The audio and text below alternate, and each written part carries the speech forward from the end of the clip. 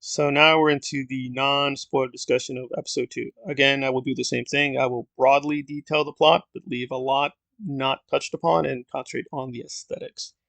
This one was a much stronger episode, I thought, by far. And that's interesting because the middle section I found was kind of weak to me. I did like that Elrond was much more active and he went to see Durin, and I even liked a little bit the rock competition they have. But after a while, I thought the comedy and the dialogue was getting a little tiresome. It's necessary to set up what Celebrimbor is going to do in forging the rings. I understood that, but I wish they cut back on the comedy and some of the theatrics. But that's me.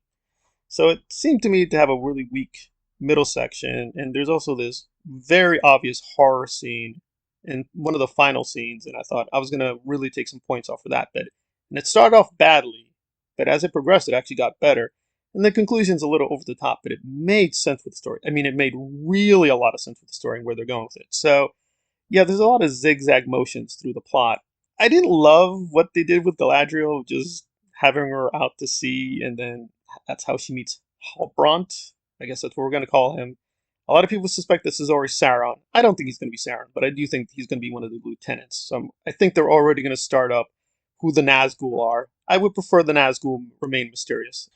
So overall, a strong episode. We're finally getting quote, the real story in motion. I didn't mind them spending time setting things up with episode 1, but it did seem overly slow in a few places, and they definitely are making it up for it here because now we finally have revealed a little bit who the Meteor Man is. He appears to be some kind of wizard because he can perform magic, and he and Nori develop some kind of, I guess, friendship where she's intrigued and puzzled by who the stranger is and what he's up to, and they're going to keep him a secret from the other hobbits or Harfoots. Yeah, I find it a little silly that we're renaming the hobbits something else, even though that's also their name. It seemed pointless. That's me. I was hoping the hobbits would be more like a critical cameo. We'd only see them in bits and pieces, and that would fit the book. So this is definitely a major lore violation, them being so central, because it does appear that Nori will be a central character. I don't think that's good, but the acting was good, but I'd prefer they stick a little bit more to the books there.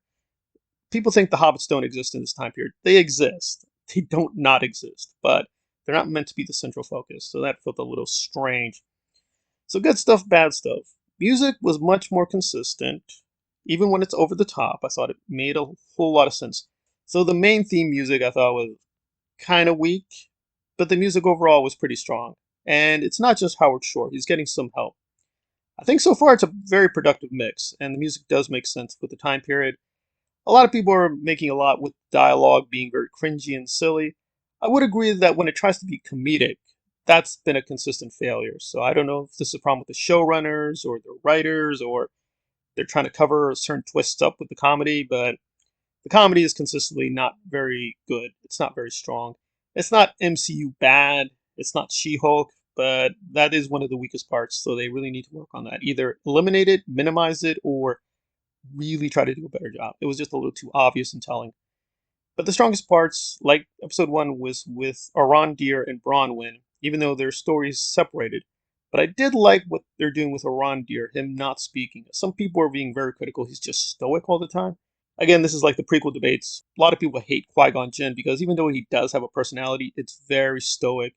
He just doesn't express himself that much. He's very calm and reserved. I like Qui-Gon Jinn, so I don't mind that character type. I also appreciated they did limit his powers because there's a section where I thought to myself, he's going to use super speed, right? He's going to use super speed. And so that was a little confusing because of one of the trailers, it does appear they do have super speed. So it does appear he and Galadriel do have limits on their powers. A lot of people were concerned that she took down a troll too easily in episode 1. It does not go down easily. She has to stab it quite a few times. They could have elongated the action scene. That would have been better once you've committed to an action scene. But I thought, on the whole, it does make sense with the canon. And that brings us to the orc in the final scenes. Was that well done? At the beginning, no. But then it got a lot better. There is one moment which I don't think it's a lore violation, but definitely stylistically is radically different from Jackson. I'm sure it's an homage in a way, but it felt really weird. I'm just gonna say they did something with the speed of the camera, and I thought, like, okay, what's that about? But overall, I did like the scene, especially because I do think they're paying something off. Because Who Theo is, the son of Bronwyn, is being left a real big mystery. So I don't think the orc was terrorizing them. I think they were trying to find Sauron. But I'm not trying to spoil anything, but I think that's what they're going to set up. Is someone we don't expect. They're building up Halbrand as Sauron. I don't think he's Sauron either. I think Halbrand is going to be one of the lieutenants. So I think he's going to be one of the Nazgul. That's my speculation on that. Overall, pretty strong. The comedy was weak. The dialogue is getting a little bit better. A lot of people are critical that it's this weird neo-Shakespearean kind of dialogue, and that they mix it up with modern slang, and that's very bad. No, that's in the books. I can actually read passages to you. Yes, he slips in and out of that. So Tolkien himself does this. Why does he do it? I don't know, but he's not consistent with the language. Sometimes the orcs just do speak modern slang. They talk, oh, the bosses and the high ups, they're going to be upset. They do talk like that. So I'm like, why are they talking like that? So even the quote inconsistencies do make sense. And so far, the religious iconography and imagery is working in terms of the larger mythology. So I think that's good. But again, I'm hoping the central theme will be the corruption and the temptation to be corrupted. If they fill it up with too many romantic subplots, I do agree that would be a problem. But so far, so good. I'm going to give this a confident 8 out of 10. It's very gorgeous. The music is on point, and definitely just a visual feast. But I do think they're just setting up pointless comedy and too many plot twists and pointless mysteries. But that's my opinion.